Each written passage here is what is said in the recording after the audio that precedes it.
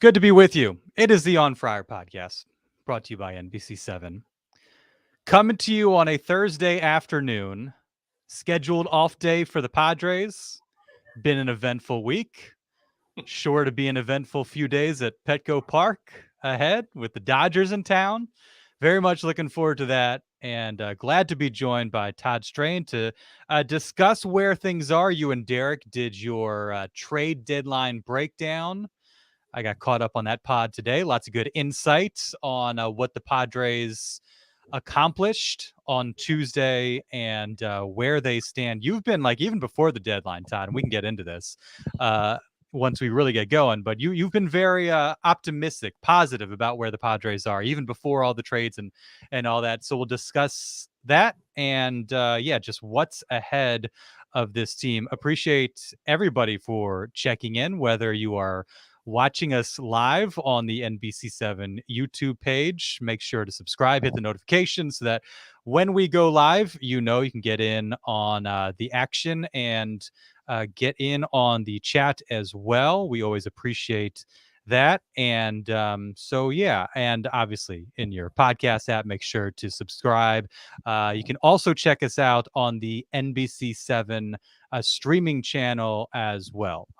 So appreciate you enjoying the On Friar podcast in whatever form or fashion you do. Thanks to OG's, the sponsor of the On Friar podcast. OG's is always launching new menus as they did this year. This year's menu focuses on items that will keep OG's fresh and on trend, like the Mediterranean Salmon Bowl, 2 specialty pizzas, a buffalo cauliflower. Ooh, that sounds good, Darnay. I like that. Well, the specialty pizzas, try pepperoni and a ricotta pizza. Both sound very, very good. Buffalo cauliflower, who doesn't love that? Nashville hot chicken sandwich. I got to get in and try that because hot chicken always sounds good to me. They got the loyalty program. It's super easy. You can do it online, earn loyalty points, rewards, and exclusive offers, all of which leads to fun and free food. And ordering online from OG's easier than ever to order OG's straight to your door. And Todd, as you're aware, the World Cup is going on as we speak, and you can catch the big tournament action at OG's, just like you can catch whatever you want to watch. You want to watch the Padres, you want to watch golf on the weekends. What else do we have going on right now? Obviously the World Cup coming up on football season. As we record this, they're getting ready to play the Hall of Fame game on NBC 7. So whatever your game, your sport of choice, you can watch it at OG's, but you can catch the World Cup action there and be entered for a chance to win an OG's soccer kit. Now, Todd, when you hear soccer kit, what do you think? Like a bag with some scissors and maybe some nail clippers and maybe some cleats and shin guards. Is that what we're talking about? I think kit in terms of like a jersey, right? Like yes. the Loyal now always I putting out remember. cool Now new I remember. kits, right? Yes. This is not what they mean. It is not an OG soccer jersey. It's closer to what you were saying. 2 small soccer goals, cones, and targets, so you can work on your game. Contest is in-store only, participating locations. So get in on that, and thanks to OG's and all they do for the On Friar podcast. Let's get to it, Todd. First, the walk-up music.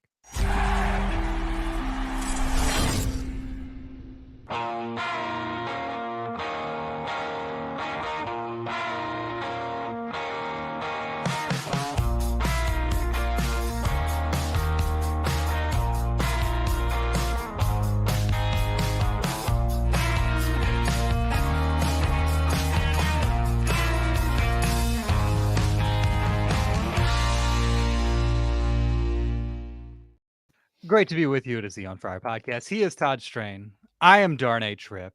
And I just feel, you and Derek kind of spoke about it. I just feel re-energized. I feel like revitalized. There's part of me that was so just like, can we get to the trade deadline so that I know what we got? I know what cards the Padres are playing with from here on out, whether they sold off pieces or whether they built up, and they built up. And now it feels like we just kind of like grinded through like the last month leading up to this point, and the team was kind of playing better, but not enough to really convince you of anything. And they've made some strides on the field, and then kind of planted their flag as like, we're going for it. And, between those two things, them trending a little bit better and adding some pieces, I'm like, all right, let's go. Because it was a grind there for a minute, Todd. I 100% agree with you. And it's kind of like blackjack. Like you got a 6 and a 7, and rather than folding, you come in and you double down on that bad boy. What the heck? Like, I believe in my hand. I believe that 6 and 7 is going to turn into an ace and a 10. I know that's not how blackjack works, but like the Padres have essentially doubled down on this season, and they should. They are good. And it's kind of like management came down to whether you're working at the Padres or you're working at your job. Management came down and said, hey, look, I know you're not having the best work year so far, but I believe in you. Here's what we're going to do. We're going to help you out. And I think you guys are going to do better in the final stretch of this season, final stretch of your job. And so that has energized everyone. I think it's energized the players. They've gotten a boost, and the fan base too, for sure, Darnay, 100%. Yeah, no question. And I think that's kind of, that's the intangible effect of a trade deadline is, it's not just functionally what a team adds, it's the life that it gives to the guys in the clubhouse. It's the confidence that it gives to the guys in the clubhouse, motivation, all that. Like, there should be some level of inspiration when AJ Preller, the front office, says, we think we got the group to do it. We're not going to tear you apart. We're not going to play for next year. We have confidence in you guys, and we're going to show that by bringing in some players that we think could be useful. And so I think that was super encouraging. And last year you and I were like very much boots on the ground during trade deadline week, and it was such a completely different trade deadline because it was all about like Juan Soto, what happens there, and then Josh Hader. That was kind of the surprise move. And so it'll be interesting now that they're coming back home this weekend to get a chance to hear from the guys and what their impressions were.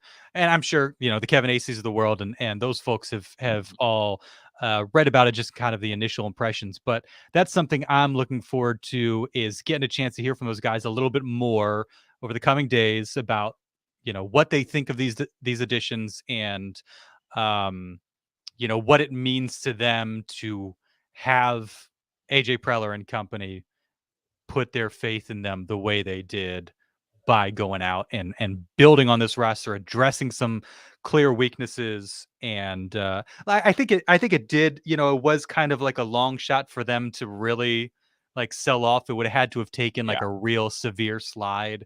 And that was, I don't think that was ever really going to happen in terms of them just kind of tanking on their on-field performance. They were just kind of treading water. But I'm excited to get to know some of these new guys, and then hear what the just what the word is, what the vibes are like within the clubhouse now that they've got this new influx of talent that should kind of help them get to where they expected to be. Well, I can tell you right now, Petco Park is going to love G-Man Choi. He plays hard. He rips balls and he runs around the bases. He's fun to watch. He's also, this is going to kind of sound weird, but he's got a body and a way of playing that just makes you like him. Yes. Scott Barlow is kind of like, he's like a mix of Hader and Clevenger. He's got that long hair, working Spicoli-esque. Fans are going to like those two guys for sure. They're ingratiating ball players. They're going to gravitate to those two guys. And I think fans are going to like Rich Hill. He's not a high-end talent, but he's dependable, and he's a guy that you can rely on for what he is right now. So fans are going to like these new additions for sure. I don't think you're going to hear the groaning in the ballpark when these guys either come up to bat or take the mound, like you hear now for a few players at the bottom end of the Padre roster. And that was so important because I think we knew that the bench left a lot to be desired. And an area that had kind of been a strength was a pretty clear weakness. And I think a lot of that starts with the struggles of Matt Carpenter, Nelson Cruz, never really got going. And then you've got, Matthew Batten's actually done some pretty good things, but Taylor Colway and, guys like Alfonso Rivas, and you're in these situations. And I think it was the Pirates game where Juan Soto walked in a run, bases loaded, and you're down there suddenly at the bottom of the order, and you didn't feel too great about the guys that were coming up and their ability to turn that run into like a comeback victory. And now they shouldn't be in that type of situation because you got like professional at bats. You Yes. got guys like G-Man Choi. You got guys like Garrett Cooper coming off the bench. And this is with, Gary Sanchez and Luis Campusano, who have really emerged as like a super fun and productive and threatening, catcher combo at the plate. And it was cool having those guys kind of trade off between who's getting the start behind the plate and who's DHing.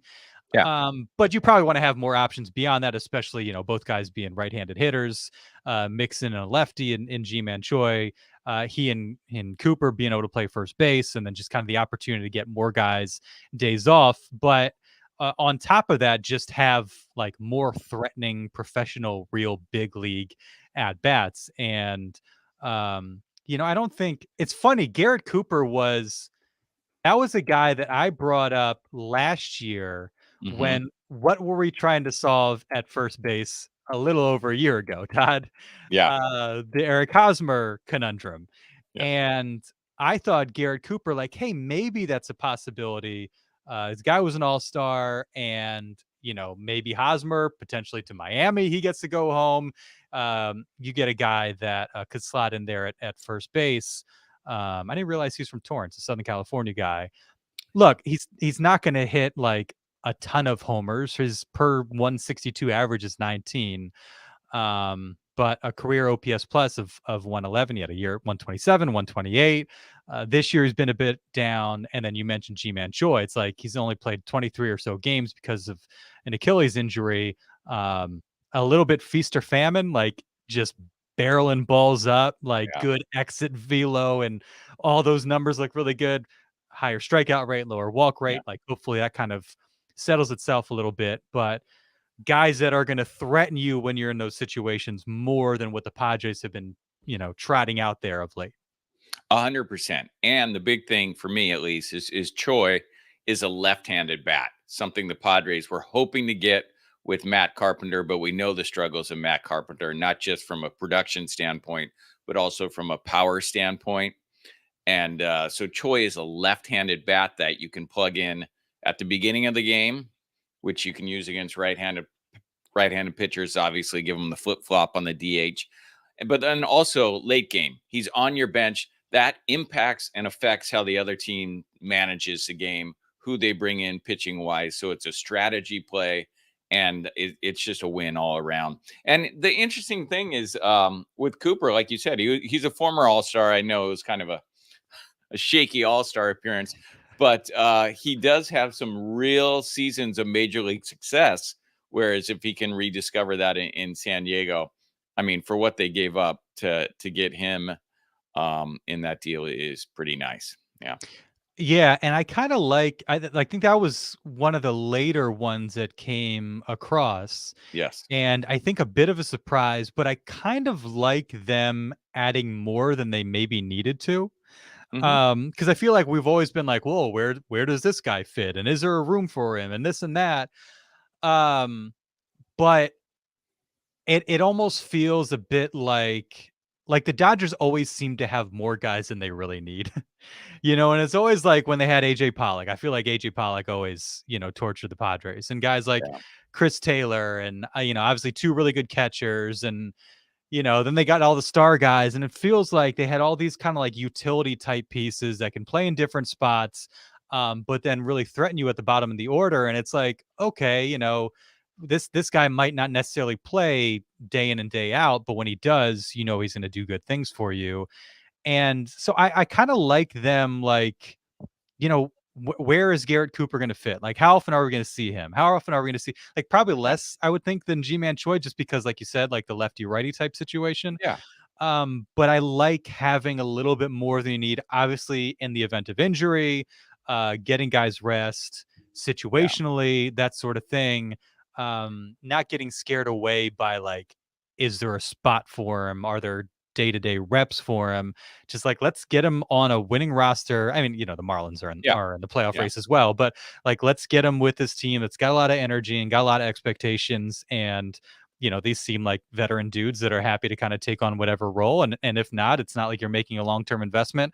And see where they might benefit you, where what situations might arise where you could really use a Garrett Cooper. And either way, it's going to be an upgrade over the guys that had been around. Yeah, 100%. And the fact is, if Garrett Cooper is getting a lot of at bats, that means either Campusano or Sanchez have gone into a huge slump. So as you said, hopefully he's just a guy that's there that you can plug in every once in a while and that you use. Scott Barlow is a guy that really has my attention too, because he gives you depth in that bullpen. He's not coming here to be the closer, which was his role for Kansas City for so many years. So that's like you talked about. You just get him in here, find a place for him. He's going to most likely slot, as that hold guy in the 6th or 7th inning. And if Barlow can rediscover his stuff from 2-3 years ago with the help of Ruben Niebla, that could potentially, Darnay, give the Padres a nasty 1-2-3 at the back end of the bullpen with Barlow, Suarez, and Hader, which is so key as you play these final 50-plus games that are all essentially. Basically, the Padres are playing playoff baseball already. So we're already in playoff baseball, and now you have 3 potential rock stars at the back end of your bullpen. So Barlow is kind of one of the under-the-radar acquisitions in that group, with Hill and Choi getting a lot of the attention, but he could play the biggest role, I think, as you move forward down the stretch here. Yeah, and the whole pitching kind of puzzle is going to be interesting to watch. Tim Hill goes on the 15-day with a sprained finger. Look, last year you were talking Luis Garcia, Robert Suarez, Josh Hader, right? There's your 7, 8, 9. Pretty clear. Garcia hasn't been that guy this year. Tim Hill hits the IL. That's a guy that's been, at points pretty reliable, but then like he pitched to trouble throwing to first base. Pitched to a 2.38 in June, a 6.48 in July. Maybe wasn't quite as steady. Then you've got, you've obviously got Nick Martinez in that mix, and good on him coming out, starting, spot start, 3 innings, does well there. And that's kind of what you expect from Nick Martinez. But yeah, with Barlow coming in, Rich Hill coming in, there's been a lot of chatter about like what happens with Seth Lugo, because he didn't, hasn't thrown a whole lot of innings in recent years. And so is it sustainable, him being in that starter's role? He's been phenomenal and should have every opportunity to continue there, but you might have to kind of ease him back and have him kind of in a more of a bullpen role. And that's where, getting a starter certainly benefits them and kind of opens that door. But there's a potential now for a bunch of moving parts. And so it's like, like you said, Barlow seems to kind of slot into that 7, 8, 9 equation. Cosgrove is around. Honeywell is not. How do they handle Martinez? How do they handle Lugo? But you seem to be operating with like a lot more steadiness and like reliable parts that you're having to move around, rather than like, do we have anybody just to get us to Josh Hader, which has been the case like far too often this season. Yeah, dependable arms and fluidity. That's what you want, right? You want guys, whether it's Hill working out of the pen, or you mentioned if they move Lugo to the pen. I don't think they'll do that with Joe. Yeah, not Joe. But those are guys that give you fluidity. And so you have Martinez, Lugo, and Hill who can work starting or coming out of the pen. And that's what it's going to take to get this team to the postseason. And when you look at who they're competing against, whether it's in the NL West or for the NL wildcard spots, I mean, the Padres made moves that the other teams are simply better than the other teams made moves at the deadline and have shored up their pitching. And their pitching is in great shape compared to most of the teams they're competing against for these playoff spots. I'm really interested in Sean Reynolds too, the minor league pitcher that they brought in. The big guy who throws 100. 6'8", 25 years old. made his debut for El Paso last night and struck out the side in a scoreless inning. And um, it's nice having some guys that are like on the precipice, right? And Yes. they've brought up some guys like Alec Jacob, Jackson Wolf, like so there's we've seen a little bit of that. Um, but to get in part of the return a guy that seems to profile as kind of reliever type. I'm just kind of going through his game log. Yeah, like a lot of 1-2 inning type appearances, a whip of 119, 57 strikeouts and 49 and 2/3 innings, a 2.72 ERA. Like he's done some good things. And so to come away with this, not just with guys that can help you out this year, um, but kind of a minor league type that could be of use for seasons to come, I think is a win. They didn't restock like some people thought they might, if things had gone very poorly. But to come away with this and to also not feel like you gave up a whole lot, like Yeah. the whole Ryan Weather situation that seemed to have kind of run its course Yeah. and all that. I think you got to feel really good about what they did. 100%. They got 4 guys that are going to help or potentially will help, and that are on the major league roster, and they did not give up anyone of substance from their roster. So that's a win. You're adding 4 positives and potentially, as you said, a positive minor leaguer with in my opinion, the only real thing like Jackson Wolf down the road that could come back to haunt you, but you got to give up something. And Ryan Weathers could come back to haunt you, but as you said, that relationship had run its course between Weathers and the Padres. So they got 4 guys and didn't give up much. Great addition. Now it's just time to win some games, Darnay. Yeah, that's a perfect segue. Let's talk about what's ahead because you look at the schedule and it's also funny. Like there was so much juice going into every Dodgers series last year, particularly to start the year, and that's been like that for a couple seasons now. And I don't know about you, I feel like it's kind of like I don't know a little bit. Under the radar, the fact that they're playing the Dodgers, like there isn't as much like hype and anticipation because a part of it is they're not really competing with them for a division right now. And so if they were closer in the standings, we'd be talking about that a lot more. But it just seems to have a different feel because they are very much in the wild card mode, and now there's like the optimism that they're starting to kind of look like themselves. So maybe it's a good kind of measuring stick. It doesn't have maybe quite as much juice. Yeah, I don't know. You could disagree with me here, but it doesn't have quite as much juice because they're not necessarily battling for where they, who's going to win the division at the moment. Obviously, projecting ahead to the postseason, keeping in mind what happened last year, like that's a real thing. But I don't know. Am I wrong? Does it have a different feel to it this way around? Like I find myself like paying less attention to the fact that they're playing the Dodgers and more like the other stuff that's going on with the team. It has more. It has less juice, of course, in the matchups that we're so geeked up for last season, and of course a playoff matchup. But let me tell you, the Padres are going to be favored in 3, maybe 4 of these games this weekend. The Dodgers are scuffling right now. I mean, they're going to be throwing Bobby Miller, Lance Lynn, Tony Gonsolin, and Sheehan. Do you know Sheehan's first name, Darnay? I didn't know Sheehan's first name. Emmett Sheehan. Those are their 4 starters this weekend, and their regular lineup is scuffling. The Dodgers are really in a rut right now. So even though it doesn't feel like there's a lot of juice or as much juice as previous series, the Padres are going to be favored in 3, possibly 4 of these games, and their lineup is playing better right now. They're pitching better, both at the front end and the back end than the Dodgers right now. So you say there may not be as much juice and sizzle to this. Come Monday evening, there may be a whole lot of juice and a whole lot of sizzle, depending upon how the Padres play. And if they play as the rosters are currently constructed and how the teams are playing right now, I expect the Padres to do very well in this series. Very well. That's a great point.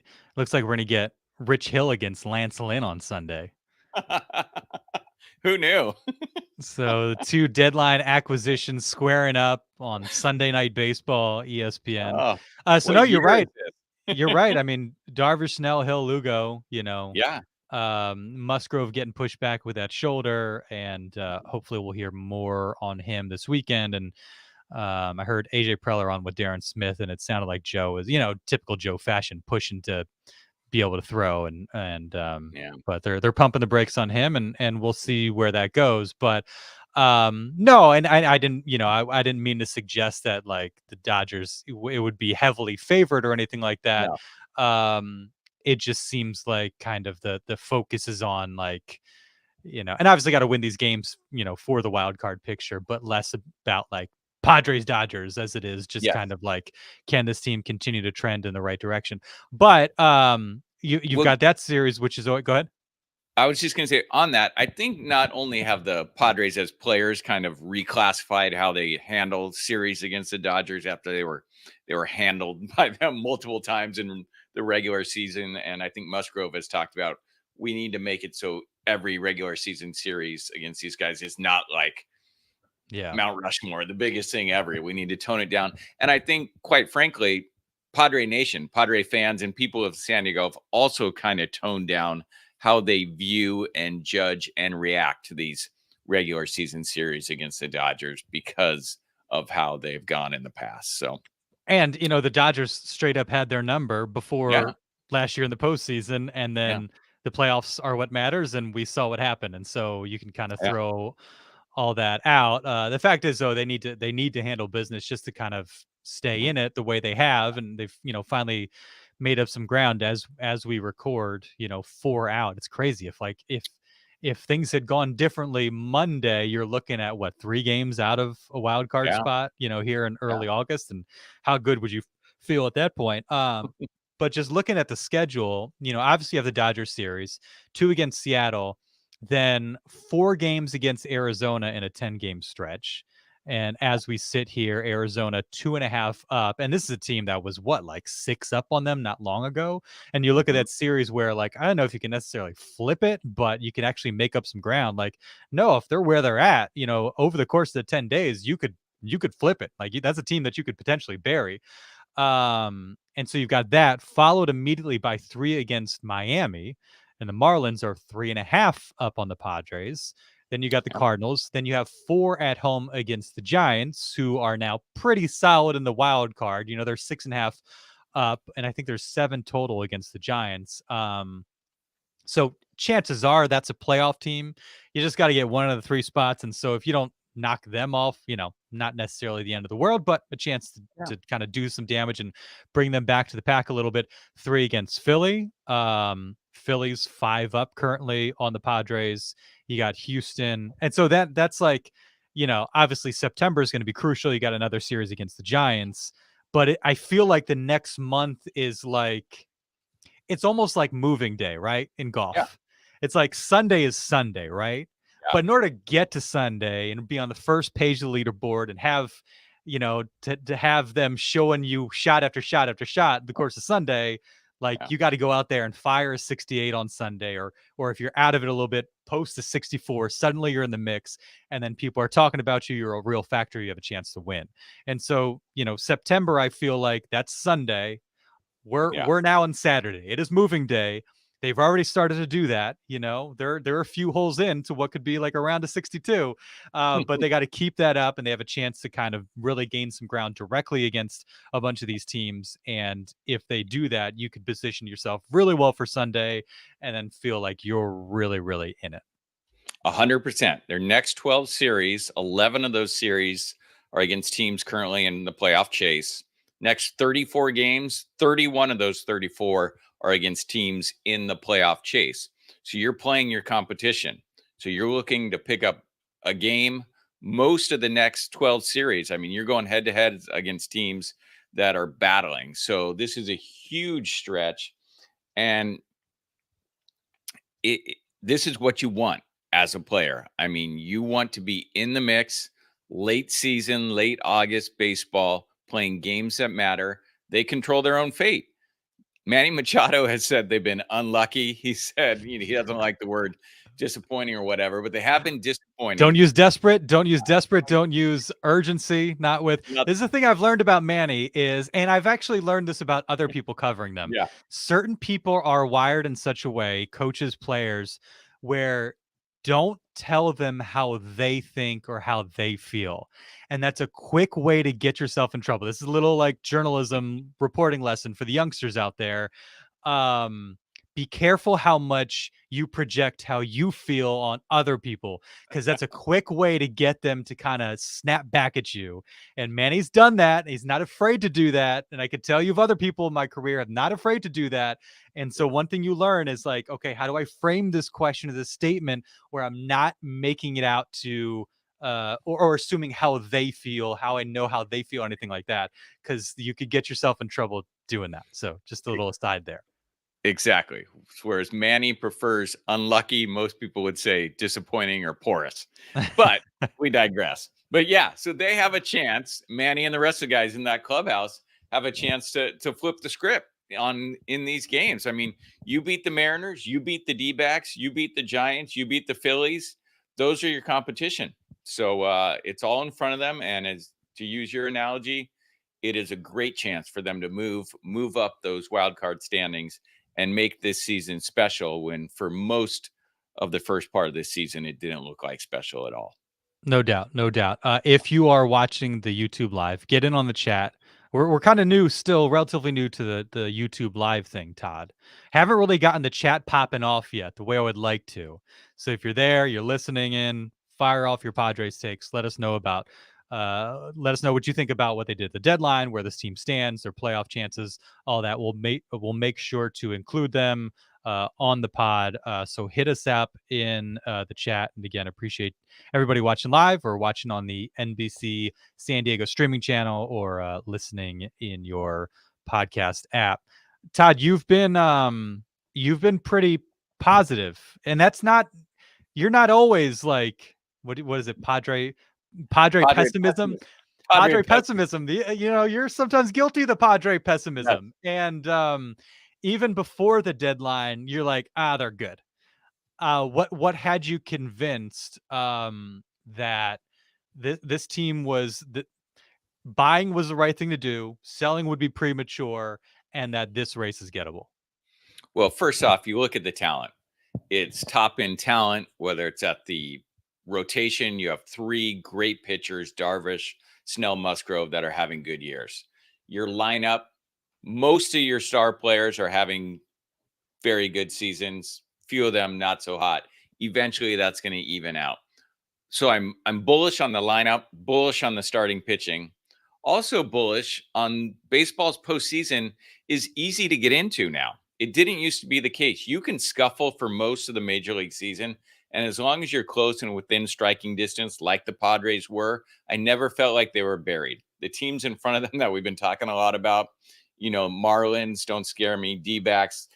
I always felt like they could eventually track these teams down. So those are the big reasons why I was bullish.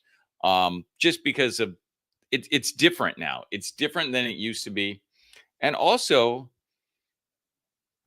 I never felt like they were going to give up on the season and trade away guys. They have too much invested financially and talent-wise in making this season work. But also, this is something that AJ Preller and the guys in the locker room have talked about. The belief never wavered, even though they didn't have the answers and they were left scratching their head. I believe those guys when they said we never thought the season was toast. We didn't understand what was happening. We still don't understand what was happening. So I just those are the reasons I kept coming back to it. And in the end, in most sports, unless of course you have outlier years, but in most sports, talent wins. And I think the Padres have talent. And I think also their competition in the National League outside of the Braves is not very scary this year. So I think the Padres are the second best team in the National League, even though the records don't say it. I mean, and I think if you talk to scouts and people inside the game and baseball experts, most people would, I think, agree with me. They might say I'm crazy. But so those are the reasons I was bullish on the team, Darnay. I mean, I might have egg on my face at the end of the year, but no Padre pessimism here. And what's what's interesting too is like the last week has shown like how quickly you can make up ground as Mhm. well. Like I feel like they were just like 6.5 games back, and like they had a chance to get like within 3. Um, if I'm not mistaken. And when you've basically got 2 months left in the season, I mean, teams have come back from, 6 back going into September. Like, it's a real thing that happens. And I think what scares people off is the fact that, you've got 3 teams between them, really 4 teams between them Yeah. and that last wild card spot. The Brewers are in it now. Then you got the Marlins, Diamondbacks, and Cubs who have just caught fire. And so it's not just like the amount of games back, but the amount of teams. But to your point, Diamondbacks are 3-7 in their last 10. Marlins seemed shaky for a while. Yeah. And then we'll see what the Cubs can do. I mean, I didn't realize they had a plus 77 run differential. Um, Yeah. so yeah, it's just I get it. It's not necessarily going to be handed to them, but it makes sense given what the competition looks like, the amount of talent on the club, and the investment in the roster to not punt for a season. And, No. I was probably one of the dummies that got lulled into thinking that'd be a good idea. Um, and I probably definitely did say that, like, hey, stocking up on some talent could help you and maybe even extend the window, young talent. Um, but it just, I think the course that they took just makes too much sense. And like I said, I think it inspires the clubhouse a little bit, and helps with the vibes. And I think that little extra, like, maybe that's the spark that this team needs. Like, we've been waiting for it all season to kind of see like signs of life with this club. And so we'll uh we'll see what Well, kind of intangible effect it has. yeah, and it was always within that clubhouse and within the locker room and around the team. It was kind of a weird vibe that first Yes. half of the season. It wasn't a terrible vibe. It was just a weird vibe. It wasn't a bad vibe where like you got to get this guy out of here. We don't like him, or this guy stinks. His swing is broken. This pitcher's lost it. This mix isn't going to work. It was just a perplexing, weird vibe, and those are easier to overcome than when people all hate each other, and and it's not going to work out. That was never the vibe around this team. There may be some clicks in that locker room, and some guys may not be all kumbaya, but there's no animosity, and it's nothing you can't overcome. It was just a weird Yeah. vibe. It Yeah. seems just like the type of thing that would be fixed by a win streak, you know? It's like the pressure's on them because they haven't been playing well and they're underperforming and all that. But like suddenly if they start clicking, win 7 in a row and are in possession of a playoff spot, like I don't think we're really having any of those conversations or worried about like player dynamics and all that. No. And what's really interesting to me over these last few games when they started to play better, even though there have been some games where guys haven't produced. You see what having these star players, and people talk about, oh, the Padres are top heavy. But you know what? Top heavy lineups can win you games. Gary Sanchez has now had 2 games this week where he's hit 2 homers and single handedly pretty much carried them to victory. Juan Soto has had, I think, 2 games where he's been unreal. And there hasn't been any production from Manny Machado like Manny can do. So it's top heavy guys have kind of carried them, which is another benefit to why this roster can work, even though it's not perfect. Yeah. I wanted to get to some of those guys. You Yeah. mentioned Gary Sanchez. Over his last 8 games, hitting 321 with a 1335 OPS. 5 homers in 8 games will do that. I mean, it's kind of like the early Gary Sanchez experience where he's just like hitting bombs left and right. 11 RBIs in 28 at bats. And so he's been sensational. And then Juan Soto and like Gary Sanchez, like some of that's going to kind of come and go, but Yeah. you always feel like that threat is there, and he's done well enough defensively that when he gets into a mini slump, like I don't think people are too concerned about it. Yeah. But Soto, his last 6 games, 480 average, 536 on base, 880 slug for 1416 OPS, 3 homers, 8 RBIs. Yeah, I mean he's been awesome, and just reading some of the quotes and stuff, he seems like one of those guys that's like really inspired by what they've done and like feels good about where this team is at. 100%. And his swing looks better. Seems to me, I haven't crunched the numbers, but he doesn't seem to be taking as many pitches as he was earlier in the season, where it seemed like every Soto at bat was just excruciating. Like he was watching strikes, watching balls. Seems like he's attacking earlier, not letting he's jumping on those fastballs. And then Gary Sanchez, he's not going to hit for a high average, but he's going to pound homers.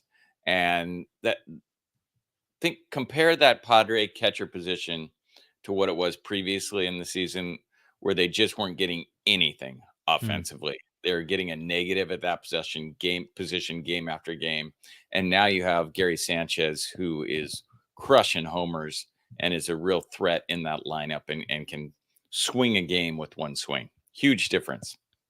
I also feel like trying to pull up his Savant page, like we are due for like a Fernando Tatis Jr. Like outburst. Yes.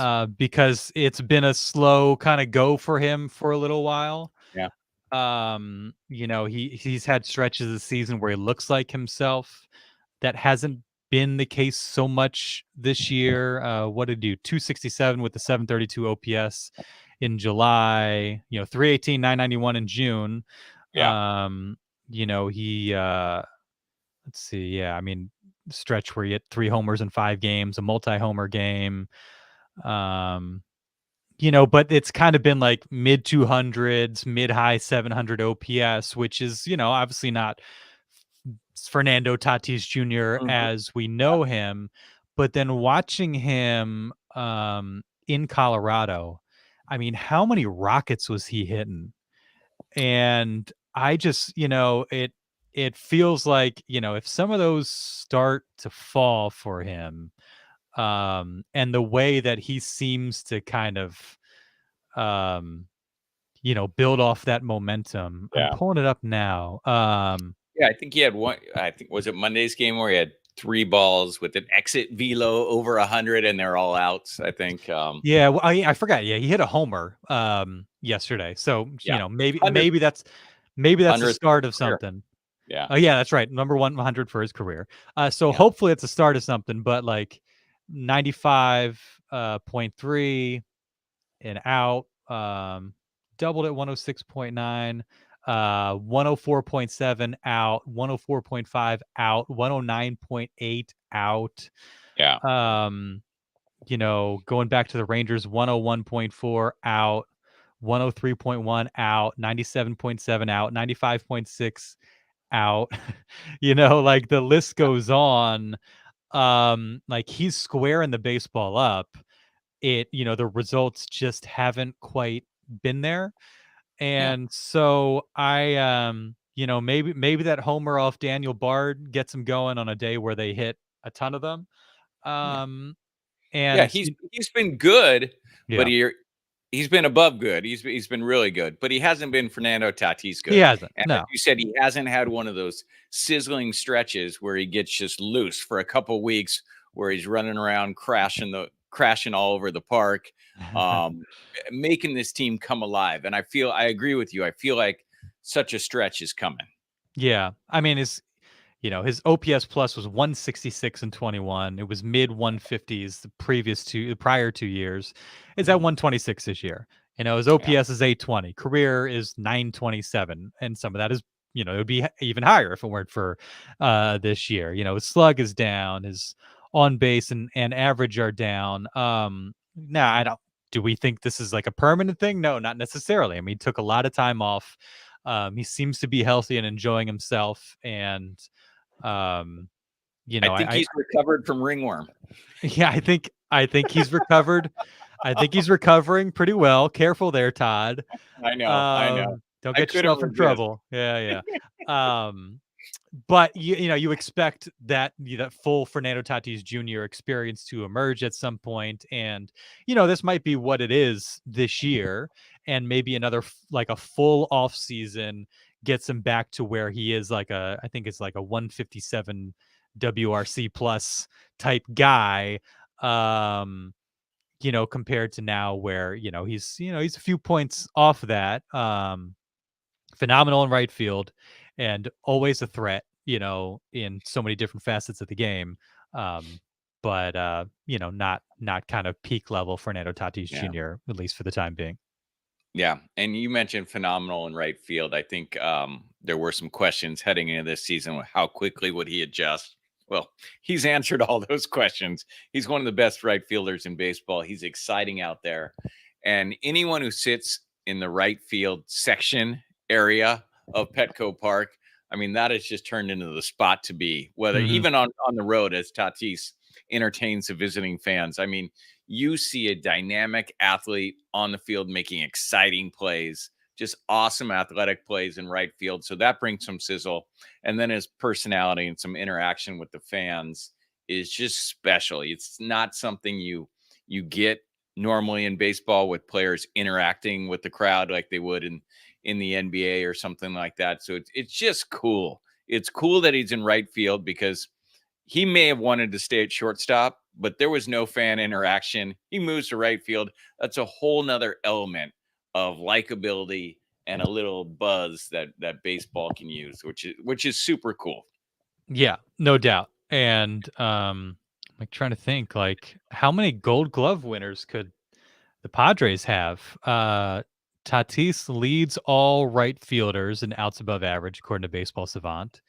All right. Let's see what center field looks like. I don't think we need to go to left field for this exercise. No, tell me you can. if you want me to check, Todd, but No. I prefer you not. Let's see. At least this particular metric, Trent Grisham 17th amongst all center fielders with 4 outs above average. Julio Rodriguez leading the way coming out of the AL with 11. So I don't know, it's these one of those things. It's like your eye test tells you something, but the numbers, that's harder to kind of make sense of. Third base, and that's kind of been interesting with Manny Machado, is again, we watch him all the time, and some of these metrics don't back up what our eyes tell us, but they do in this case. He leads all third basemen in outs above average, and with 12, and runs prevented with 9. And so maybe this is a year where the guy should have won a Gold Glove with the Padres at this point. He wasn't the finalist last year. I don't think we have to worry about that this year, but real possibility that this is his first Gold Glove season with the Padres. And then you need to go to second base as well. With Ha-Sung Kim, he is currently 4th amongst second basemen in outs above average, runs prevented. Basically in the same spot. You've got Thairo Estrada, Nico Horner, Marcus Semien ahead of him. So 2 guys from the National League. So you figure he's at least a finalist for Gold Glove. And then you've got like a trio of guys. They should throw Gary Sanchez in there too, just for what he's done when he's backing really up Blake blocking Snell. the ball in the dirt. That's what I keep hearing. Come on. Yeah.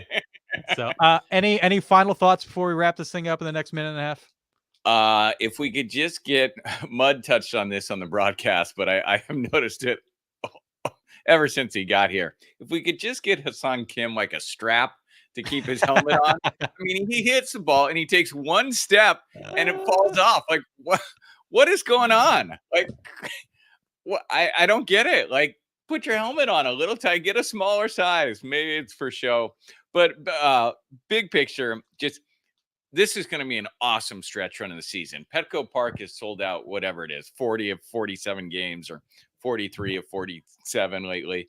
Petco Park is such a fun place to watch this game. There are going to be huge sellouts down the stretch, and you have 7 teams in the National League within 6.5 games of each other fighting for these wild card spots. And the Padres are going to be playing many of those teams at Petco Park and on the road. It's going to be awesome. It's going to be exciting. It's what you want as a baseball fan. You want baseball games that matter. So often in the baseball season, 162 games just get lost. These games are all going to matter. Teams are going to be giving it their all. Padres are going to be all in. Petco's going to be pumping. I'm pumped for it, Darnay. You and me both. That's a great note to end on. Thank you, Todd Strain. Pleasure as always. Thanks for watching. Thanks for listening. And we will catch up with you next week.